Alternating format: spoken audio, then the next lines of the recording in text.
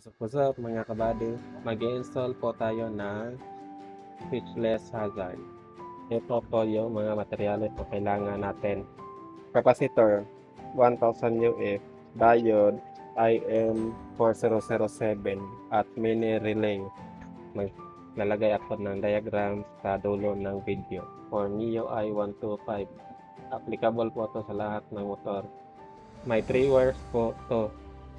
Yung black is ground, yung dalawang white ay papuntang switch ng signal light. Left and right lang po yung lalagyan natin. Sa Yamaha motorcycle ay kulay green at brown.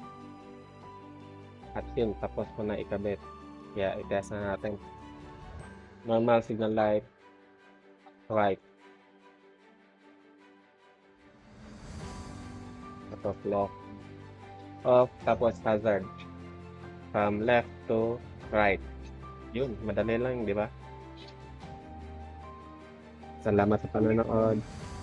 Please click subscribe, follow, and like my Facebook page for more videos. Thank you for watching.